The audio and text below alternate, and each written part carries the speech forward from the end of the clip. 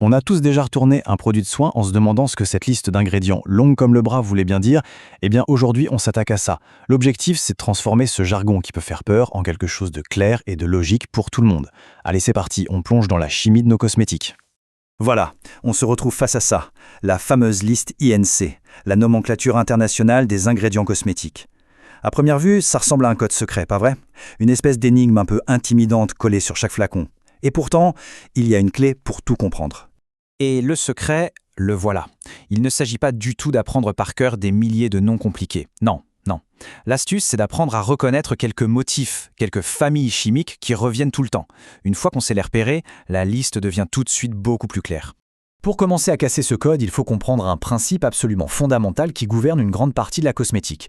C'est un peu le super pouvoir caché derrière l'hydratation, la liaison hydrogène. Alors, la liaison hydrogène, qu'est-ce que c'est exactement? En fait, c'est super simple. Imaginez un tout petit aimant, mais alors vraiment très très faible. C'est juste une petite force d'attraction qui se crée entre un atome d'hydrogène d'une molécule et un atome d'oxygène ou d'azote d'une molécule voisine. C'est ce qui permet aux molécules de s'accrocher les unes aux autres. Et cette toute petite liaison, eh bien son impact, il est juste énorme. C'est grâce à elle que certains ingrédients vont littéralement se comporter comme des éponges à eau en assurant notre hydratation. C'est aussi elles qui donnent leur forme, leur structure et leur solidité à des protéines essentielles comme le collagène. En gros, c'est elles qui dictent comment les ingrédients se comportent, que ce soit dans le flacon ou directement sur notre peau. Bon, maintenant passons à la pratique. On va voir comment ce concept nous aide à identifier la première grande catégorie d'ingrédients, les champions de l'hydratation, ceux qui, littéralement, adorent l'eau. Alors là, on a une règle d'or, un truc vraiment à retenir. Regardez à gauche, la fonction alcool avec son petit groupe OH. Vous voyez, l'hydrogène est là, disponible, prêt à créer des liaisons. C'est ça qui le rend hydrophile, il adore l'eau. Et maintenant, regardez à droite, la fonction éther. Là, l'oxygène est comme coincé, piégé entre deux carbones, pas d'hydrogène libre. Et le résultat? Pas de liaison hydrogène possible. Donc beaucoup moins d'intérêt pour l'eau. Tout se joue sur ce petit H, c'est fou, non? Allez, passons à une star, un ingrédient qu'on voit absolument partout, la glycérine, ou glycérine dans la liste INCI. C'est un véritable héros de l'hydratation. Mais alors, pourquoi elle est si efficace? Tout est dans sa structure. Regardez bien. Elle n'a pas une, mais 3 fonctions alcool. 3 de ces fameux groupes OH. Chacun de ces groupes, c'est comme un point d'ancrage pour les molécules d'eau. Du coup, elle se transforme en un aimant à humidité surpuissant qui va attirer et surtout retenir l'eau au cœur de la peau. Maintenant, un autre champion. Et pour celui-ci, il y a un seul chiffre à retenir. 1000. Juste 1000. Ça ne dit rien comme ça? Attendez de voir.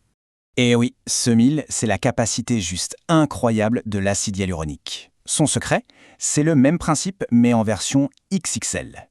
C'est une molécule géante, une très longue chaîne, couverte de fonctions alcool et acide. Tous ces points d'ancrage créent un filet immense de liaison hydrogène qui vient littéralement piéger l'eau. C'est une véritable éponge moléculaire.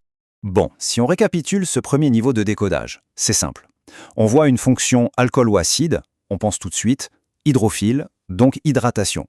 A l'inverse, si on tombe sur une fonction ester, qui ne peut créer ces liaisons que partiellement, ça nous oriente vers une propriété lipophile, c'est-à-dire que cet ingrédient, il a préféré les huiles, les corps gras, plutôt que l'eau.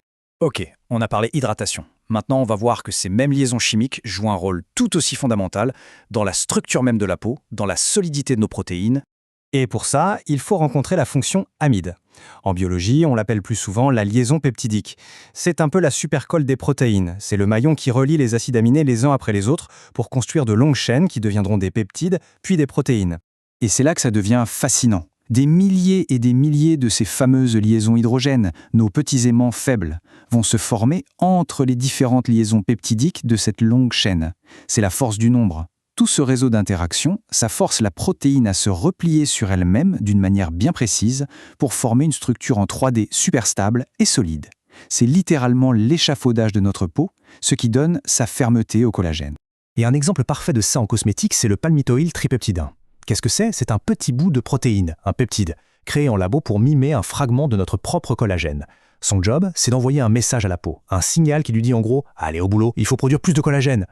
Bon, c'est le moment de vérité. Avec tout ce qu'on vient d'apprendre, on va reprendre notre étiquette du tout début.